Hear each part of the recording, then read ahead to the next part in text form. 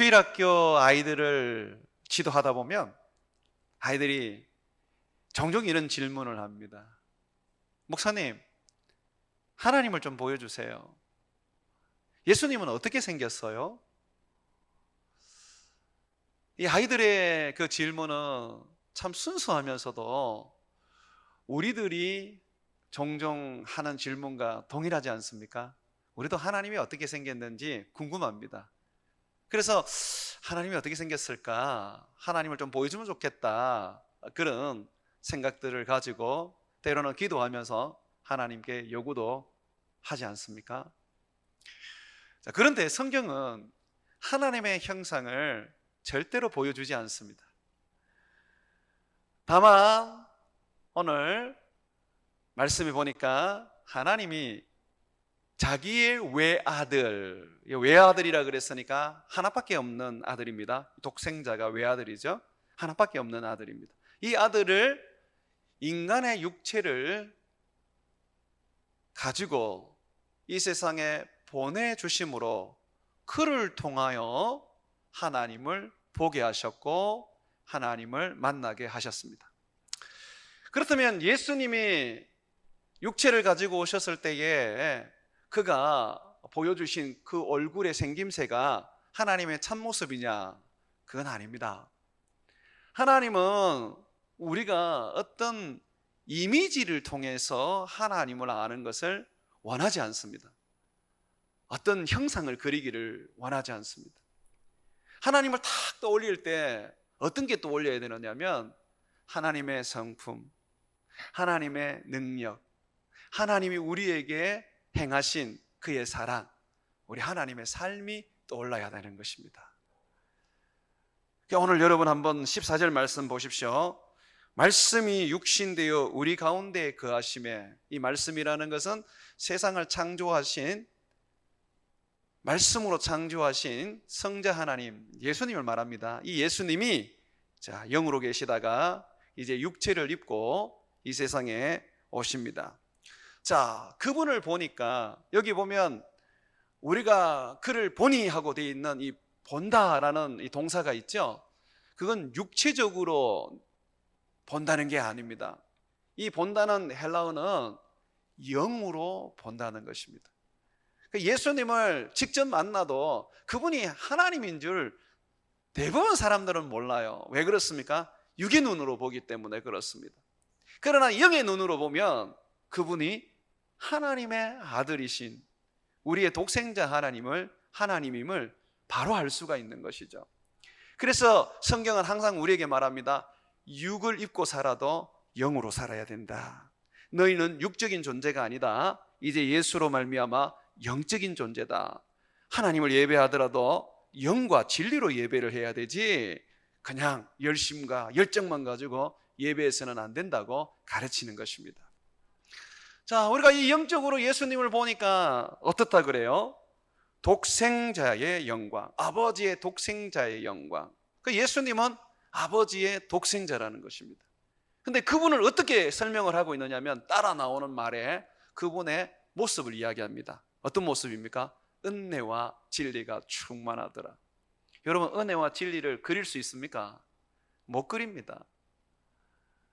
하나님은 만들어낼 수 있거나 그려낼 수 있는 분이 아닙니다. 하나님은 그의 성품을 통해서, 그의 삶을 통해서 우리가 아는 것입니다. 예수님이 2000년 전에 이 땅에 오셨지만 그분의 그 초상화 한 장 이 땅에 남아있지 않습니다. 조각상 하나도 존재하지 않습니다. 왜 그러냐면 주님은 그가 가지고 있는 그 육체의 모습으로 자신을 기억하기를 원치 않으십니다. 주님 그랬을 때는 오늘 말씀처럼 은혜와 진리가 충만한 분으로 주님을 알기를 원하는 것입니다. 하나님은 은혜와 진리가 충만하신 분이십니다. 그가 자기의 독생자 예수 그리스도를 이 땅에 보내주면서 이 독생자 예수 그리스도의 그 삶과 그리고 그의 성품과 그리고 그의 사역을 통하여서 보여주셨습니다. 나는 은혜의 하나님이다, 나는 진리의 하나님이다, 그렇게 보여주신 것이죠. 예수님은 여러분 우리와 같은 사람이 아닙니다. 제가 누누이 강조하지만은 아직도 기독교인들 중에서 예수님을 사람이 하나님이 된 분으로 여기는 사람들이 있습니다. 정말 잘못된 것이고, 그 지식을 가지고 있는 사람은 사단이 심어준 거짓 비진리이기 때문에 절대로 우리로 하여금 구원에 이르게 하지 못합니다. 그냥 예수님이 종교에 불과할 뿐이에요. 자, 예수님은 영원 전부터 계셨던 하나님이십니다. 오늘 그 부분에 대해서 15절에도 증거해 주고 있어요. 예수님보다 6개월 먼저 태어났던 세례 요한, 그는 예수님이 나보다 앞선 분이다, 높은 분이다고 말합니다. 요한은요, 하나님이 보내신 선지자입니다. 마지막 선지자라고 성경은 이야기해 줍니다. 그런데 자기보다 더 높은 분, 더 앞선 분이 예수님이라고 합니다. 왜 그러냐라고 했을 때 여러분 15절 한번 보십시오. 요한이 그에게 대하여 정언하여 외쳐 이르되 내가 전에 말하기를 내 뒤에 오시는 이가 나보다 앞선 것은 나보다 먼저 계심이라 한 것은 이 사람을 가르킴이라 하니라. 먼저 계셨어요. 예수님이 분명히 세례 요한보다 6개월 뒤에 태어났는데 어떻게 먼저 계십니까? 성경은 우리에게 말합니다. 예수님은 영원 전부터 아버지와 함께 계셨던 아버지의 독생자이시다라고 말하는 겁니다.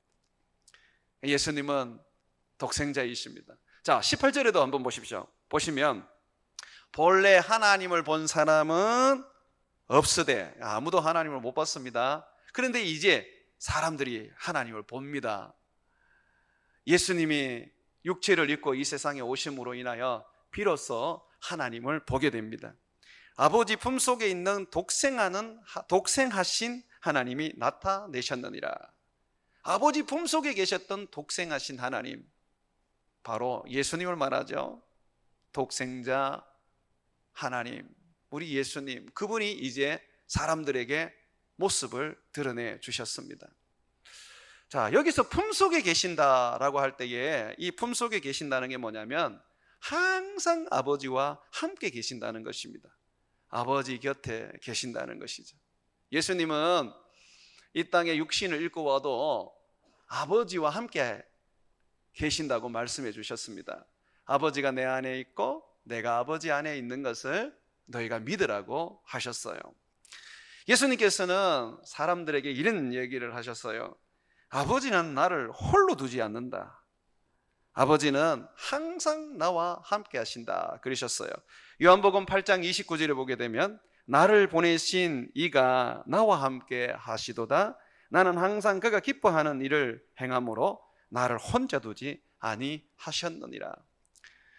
영원 전부터 아버지와 아들은 늘 함께 하셨습니다. 성령 하나님과 늘 함께 하셨습니다. 이 함께 하셨던 하나님, 그 하나님께서 이제 아들이신 하나님을 이 세상에 보내어 주시는 것입니다. 오시게 된 것입니다. 자, 이렇게 이 세상에 오셨는데 그는 은혜와 진리가 충만하셨습니다. 우리 예수님은 은혜와 진리가 충만하셨습니다. 이것이 하나님의 모습입니다. 여러분, 하나님을 심판자 하나님으로 여러분이 믿고 있으시죠? 저도 그렇게 믿고 있습니다. 그런데 성경은 하나님이 심판자이라는 것을 우리에게 말씀을 하면서도 불구하고 항상 하나님은 은혜의 하나님이라고 말합니다. 그러니까 이 심판이 은혜를 이기지를 못해요. 도리어 이 은혜가 심판을 덮어버립니다. 우리가 죄를 지으면 우리의 죄에 대하여 심판하실 분이 계십니다. 누구십니까? 하나님이시죠. 그런데 이 하나님은 우리의 죄를 용서해 주시고 사하여 주시고 어렵다 해 주십니다. 어떻게 그럴 수 있습니까? 내가 회개해서 그렇습니까? 아니죠. 바로 은혜 때문에 그렇습니다. 하나님의 그 은혜가 하나님의 심판을 덮어버리는 것이죠. 그래서 죄 많은 사람들도 그 죄로 인하여 영원한 사망에 이르지 아니하고 영생을 얻을 수 있게 되는 것입니다. 우리는 하나님의 은혜로 말미암아 구원을 얻었습니다. 여러분 믿으십니까? 우리의 행위나 또는 우리의 의로운 삶으로 구원을 얻은 게 아닙니다. 육체를 입은 사람으로는 어느 누구도 의롭게 살 수가 없습니다. 의인은 없습니다. 하나도 없습니다. 그것이 성경이 증언하는 것입니다. 제가 오늘 목사로 이 자리에 서 있지만 일주일의 삶을 돌아볼 때에 제 삶에도 죄와 허물이 가득합니다. 내가 성령을 모시면서 늘 하나님의 말씀을 연구하고 가까이 하며 여러분보다는 훨씬 더 거룩하게 사는데도 불구하고 내 삶을 돌아보면 모든 것이 죄고 더러움이고 악이라는 거죠. 여러분들에게 이 제 머리를 이렇게 참 갈라서 꺼내 보여주지 않아서 그렇지 제 생각 속에서는 정말 많은 더러움들이 가득합니다. 자, 그럼에도 불구하고 오늘 이 자리에 설 수 있는 이유, 그럼에도 불구하고 하나님 앞에 나가서 담대하게 예배할 수 있는 이유, 그것이 바로 하나님의 은혜입니다. 은혜, 이것이 우리 하나님의 형상이요 우리 하나님의 모습입니다. 은혜는 값없이 대가 없이 받는 하나님의 사랑이요 또한 하나님의 축복입니다. 생각지도 못한 하나님의 은혜로 말미암아 우리는 능력을 잊게 되고 도움의 손길을 받게 됩니다. 하나님은 우리의 행실을 보고 또는 우리의 삶의 어려움을 보고 상도 주시는 분이지만, 그러나 우리의 행실이 잘못되고 우리의 삶이 엉망이라도 주님은 덮어버리시고 주의 은혜로 축복을 해 주실 때도 많으십니다. 예수님은 이 땅에 오셔서 어느 누구도 정죄하신 적이 없습니다. 죄에 대하여 때로는 엄하게 책망하셨지만 주님은 누구도 심판하지 않으셨습니다. 그래서 성경에 보면 예수님이 이렇게 말씀하시죠. 나는 누구도 심판하지 않는다. 하나님이 나를 보낸 것은 너희를 구원하기 위한 것이다. 은혜이죠. 은혜. 그래서 남편이 6이나 있었던 사마리아 여인도 예수님을 만나서 구원을 얻을 수 있었고, 7 귀신이 들렸던 막달라 마리아도 예수님을 만나서 고침을 받고 예수님을 따라다니는 여제자가 될 수 있었던 것입니다. 남자든 여자든 종이든 자유인이든 어린이든 어른이든 병자든 건강한 자든 죄인이든 어려운 자든 다 상관없이 누구나 다 예수님 앞에 나와서 은혜의 말씀을 듣고 영생의 복을 얻을 수가 있습니다. 이것이 은혜입니다. 예수님은 이 은혜를 주려고 오셨어요. 우리가 구약 성경을 보게 되면 구약 성경에는 죄로 인한 하나님의 심판이 참 많이 나오잖아요. 가나안 사람들이 이스라엘 사람들에게 그 나라를 빼앗기고 또 그들에 의해서 다 죽은 것은 그들의 죄에 대한 하나님의 심판이었습니다. 하나님께서 아브라함 이래에 400년을 기다리셨지만 가나안 사람들은 죄를 벗어버리지 못했습니다. 그래서 결국은 여호수아와 이스라엘 백성들을 통하여서 하나님은 죄에 대하여 심판하셨습니다. 그런데 지금은요, 이스라엘 사람들보다 더 악한 죄를 지어도 하나님이 심판하지 않습니다. 여러분, 예수님이 이 땅에 오셨을 그때의 이스라엘의 상황이 어떤지 아세요? 성경을 가만히 읽어보면요, 가장 악한 세대라고 예수님이 말합니다. 이 악한 세대에 보여줄 표적은 요나의 표적밖에 없다고 하시거든요. 예수님이 가장 악한 세대에 육신을 입고 이 땅에 오셨는데, 그렇다면 구약으로 말한다면 하나님이 소돔과 고모라를 멸했듯이 유황과 불로 멸해야 되지 않습니까? 그러나 주님은 그렇게 하지 않으셨어요. 예수님은 우리에게 멸망을 주러 오신 것이 아니라 은혜를 주셔서 구원시키려고 오신 것입니다. 그래서 우리에게 성경은 말합니다. 보라, 지금은 은혜의 때여 은혜 받을 때로다 라고 말하는 것입니다. 예수님, 그분이 이 땅에 오셨다는 것은 우리의 허물을 다 용서하시고 우리를 새롭게 하시고 깨끗게 하시고 거룩게 하여서 그의 백성 삼아 영원한 삶을 주시겠다고 하시는 주님의 축복입니다. 그래서 누구든지 예수님 앞에 나오면 모든 죄 사함받고 영생 복락 멸류관 확실하게 받게 되는 것이죠. 주님은 은혜를 주러 오셨다는 것을 너무나도 확실하게 보여주시기 위해서 우리 주님께서는 어떤 혈통이나 또는 어떤 특별히 경건했던 그런 가문을 제자로 삼으신 일이 없습니다. 구약에 보면 레위인 거기에서 태어나야지만이 제사장이 되는 거 아닙니까?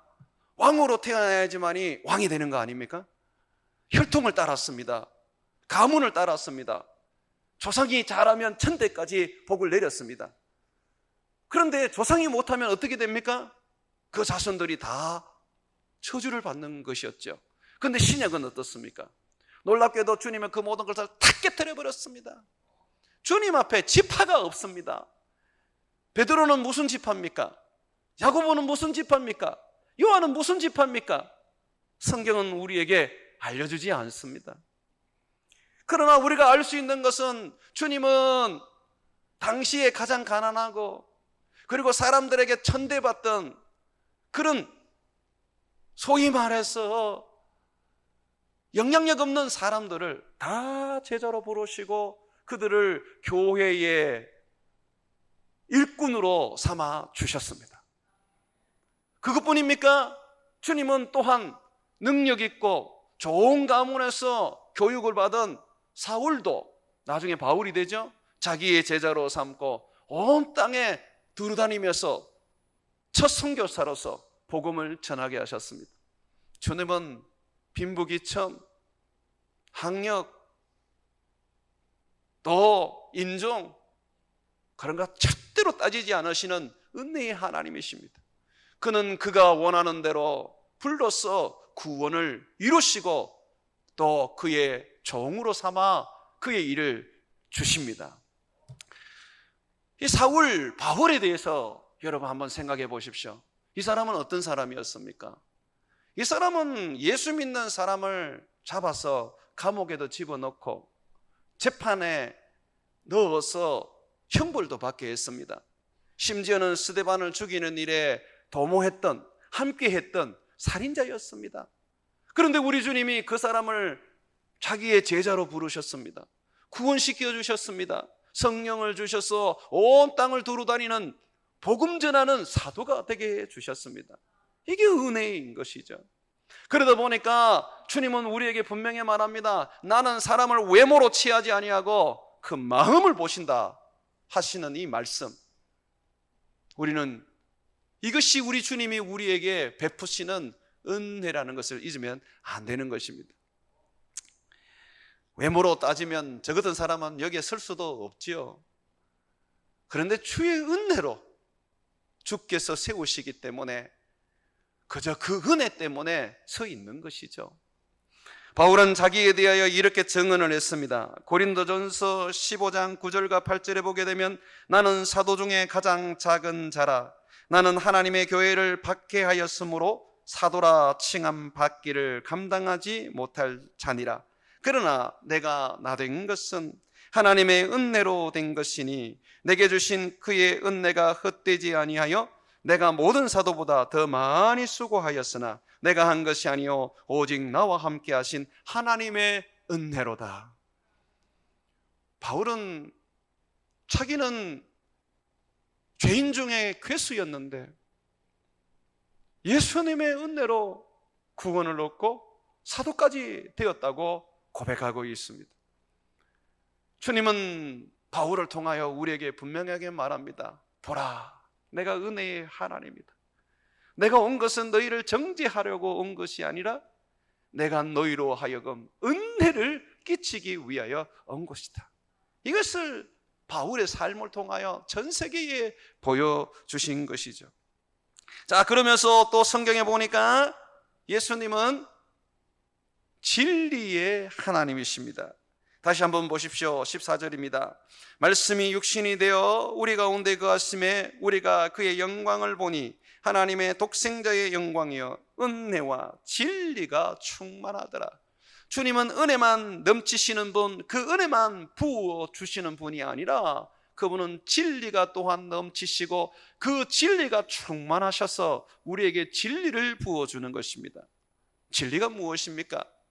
예수님은 그 진리를 말씀해 주셨습니다. 요한복음 17장 17절에 보게 되면 그들을 진리로 거룩하게 하옵소서. 아버지의 말씀은 진리니이다.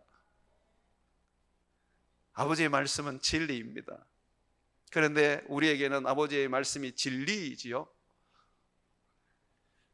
죄송합니다. 제가 한 번씩 농담을 하면 좀 알아먹으셔야 되는데, 그래서 어떤 분이 그러더라고요. 목사님은 설교 시간에 절대 농담하지 말라고. 도리어 심각하게 만든다. 이 아버지의 말씀이 진리예요. 진리. 그러면 지금 진리가 충만하더라라고 하는 것은 말씀이 충만하십니다. 근데 여러분, 예수님이 원래 말씀이었지 않아요? 말씀으로 세상을 창조하시고 말씀으로 우리 조상들에게 말씀해 주시던 그 말씀 하나님 아닙니까?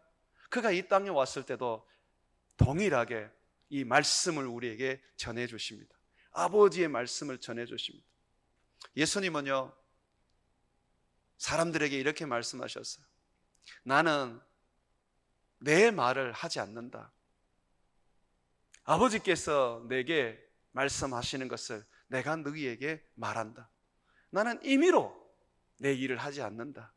내가 아버지께서 하시는 그것을 보고 내가 너희에게 이 모든 것을 행한다. 예수님은요, 자기의 삶이 없으신 것 같아요. 자기의 말도 없으신 것 같아요. 아버지의 모든 말씀들, 아버지의 모든 그 사역들을 예수님은 영원토록 해오셨던 분입니다. 이 땅에 와서도 마찬가지입니다. 그분은 진리이신 아버지의 말씀을 우리에게 쏟아내 주었습니다. 그러면 이 말씀이 어떤 효력이 있습니까? 이 말씀은요, 우리를 거룩해 합니다. 예수님께서 기도하실 때 이렇게 기도하셨잖아요. 아버지여, 저들을 거룩해 하게 하여 주옵소서. 아버지의 말씀으로 저들을 거룩해 하게 하여 주옵소서. 진리로 거룩하게 해달라고 예수님이 기도를 드렸거든요. 여러분들이 오늘 이 시간 지금 하나님의 말씀을 듣지 않습니까? 지금 듣는 이 순간에 주의 말씀이 여러분들을 거룩하게 하고 깨끗하게 하실 줄로 믿습니다. 이 말씀의 능력이라는 거예요. 빛이 있어라 하실 때에 세상에 빛이 있었습니다. 온 지구의 만물을 그의 말씀으로 창조하셨습니다. 말씀대로 되거든요. 말씀은 살아있습니다. 그래서 예수님은 내가 전하는 말은 영이요 생명이라 그랬어요. 이 말씀이 우리에게 부어질 때에 우리를 거룩하게 합니다. 심지어 야고보서 1장에 보게 되면 우리가 어떻게 다시 태어났다 그럽니까? 진리의 말씀으로 다시 태어났다고 가르치고 있습니다. 주님은 우리에게 넘치는 은혜만 주실 것이 아니라 주님은 말씀을 주십니다. 이 말씀이 우리를 새롭게 하고, 이 말씀이 우리를 거듭나게 하고, 이 말씀이 우리를 거룩하게 하고, 이 말씀이 우리를 하나님의 자녀로서 살 수 있게 만들어 주는 것이죠. 예수님의 말씀에는 거짓이 없습니다. 모든 것이 진리고 모든 것이 살아있는 생명입니다. 예수님께서는 그러나 마귀는 그렇지 않다고 하셨습니다. 요한복음 8장 44절에 보게 되면 너희는 너희 아비 마귀에게 났으니 너희 아비의 욕심대로 너희도 행하고자 하느니라. 그는 처음부터 살인한 자요 진리가 그 속에 없으므로 진리에 서지 못하고 거짓을 말할 때마다 제 것으로 말하나니 이는 그가 거짓말쟁이요 거짓의 아비가 되었습니다. 사단이 온 것은 망하게 하고 죽이려고 온 것입니다. 그러다 보니까 사단은 끊임없이 거짓말을 합니다. 속입니다. 아담과 하와도 선악과를 따먹은 이유가 사단의 거짓말에 속아서 따먹은 거 아닙니까? 너가 이거 먹으면 하나님 같이 돼. 절대로 죽지 않아. 그 거짓말이란 말이죠. 결국은 죽게 되어 버렸습니다. 그런데 예수님은 그렇지 않아요. 아버지의 말씀을 가지신 예수님은, 아버지의 말씀이신 예수님은 우리에게 오로지 진리만을 말합니다. 나를 믿으라고 말씀하십니다. 그러면 너희가 구원을 얻으리라고 하시거든요. 그게 진리예요.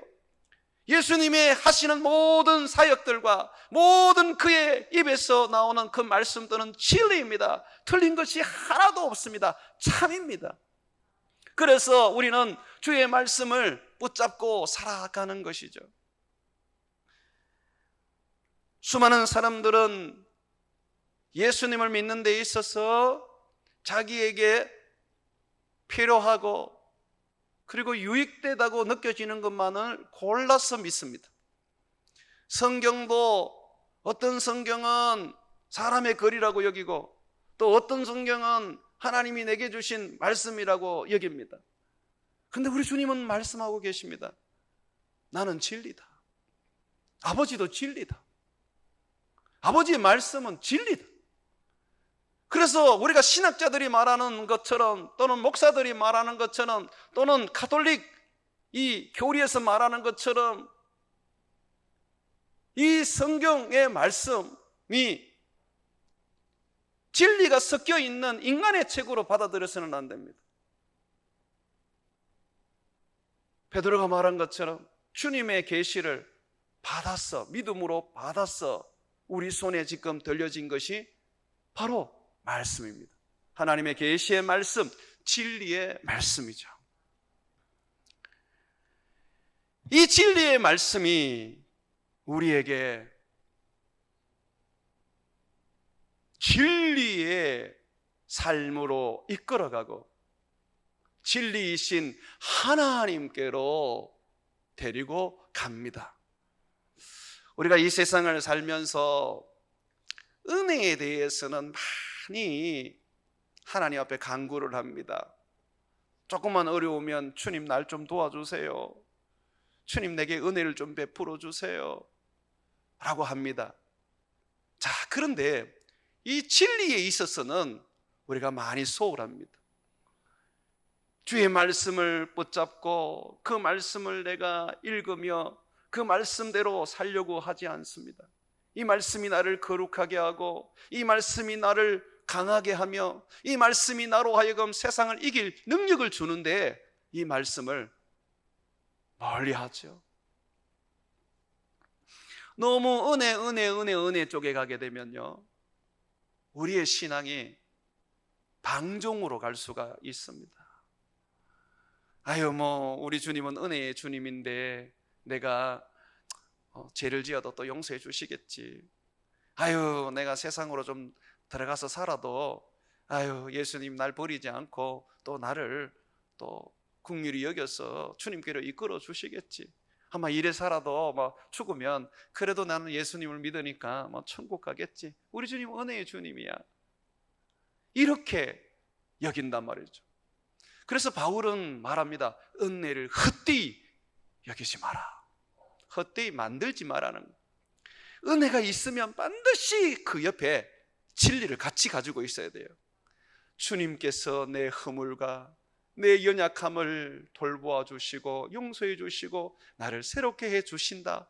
그것이 우리 주님의 은혜라고 믿는다면 이 은혜를 힘입은 사람은 주의 말씀대로 거룩하고 주를 기쁘시게 하기 위하여 애쓰고 힘쓰는 삶을 살아가야 하는 것입니다.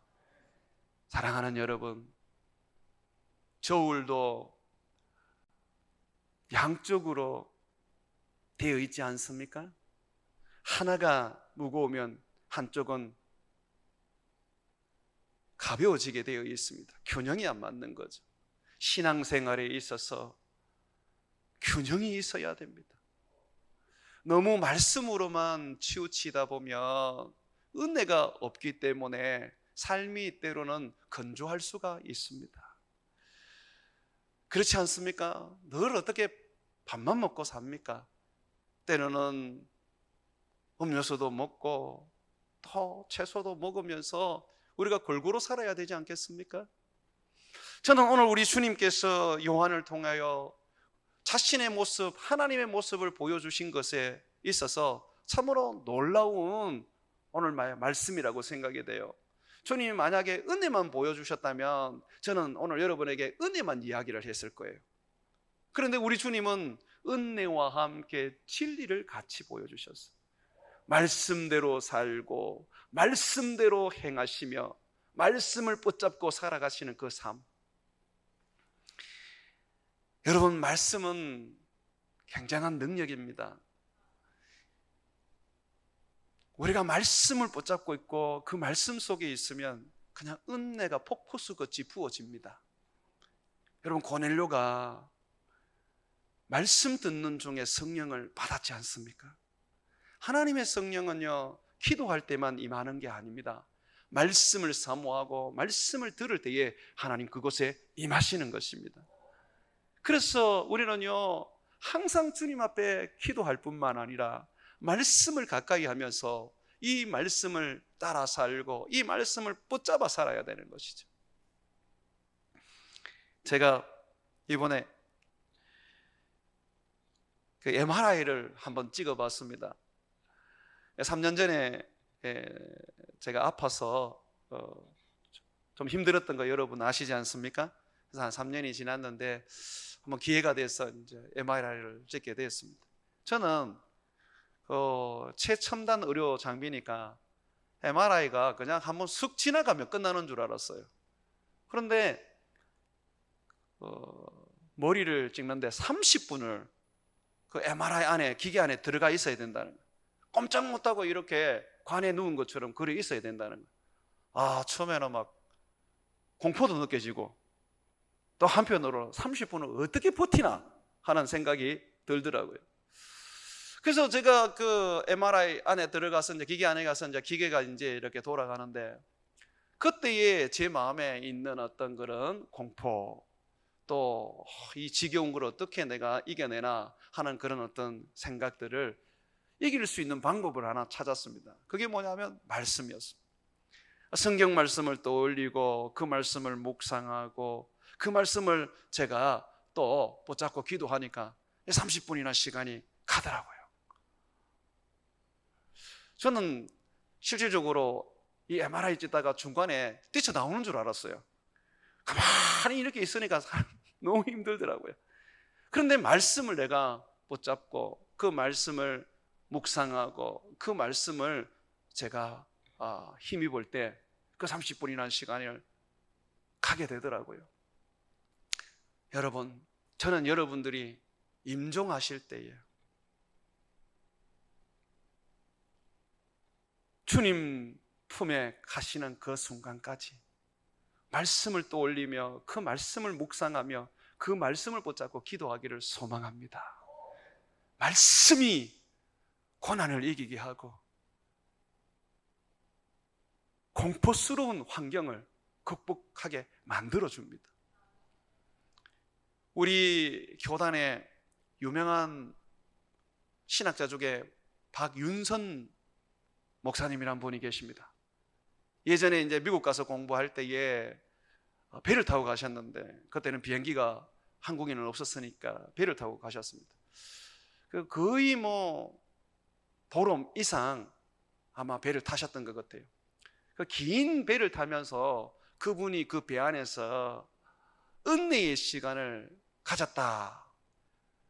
15일의 이상의 그 여행이 순식간에 지나가는 것과 같았다라고 이제 글을 써놨는데, 왜 그렇게 될 수 있었느냐고 한번 보니까 그분이 요한계시록을 1장부터 끝까지 암송을 하신 겁니다. 성경을 쫙 암송을 하고 이제 배를 타고 미국까지 가게 됐는데, 그 성경의 그 암송이요, 그 긴 날의 그 배를 타는 그 여정을 그냥 아무것도 아닌 것처럼 만들어 버리더라는 것입니다. 사랑하는 여러분, 우리는 살아갈 때 인내해야 될 때가 참 많습니다. 많은 세월을 살아왔지만, 그러나 또 앞으로 우리가 살아가야 될 삶 속에 또 보이지 않는 긴 터널과 같은 그런 어려움들을 겪어야 할 때가 여러 번 있을 것입니다. 그때에 주의 은혜만 구하지 말고 주의 말씀을 여러분들이 붙잡아서 말씀을 암송하고 말씀을 묵상하고 그 말씀을 힘입어서 우리 주님이 주시는 우리에게 능력과 그 권능을 가지시기를 바랍니다. 예수님, 그분은 여러분들에게 은혜와 말씀을 주시러 오신 분입니다.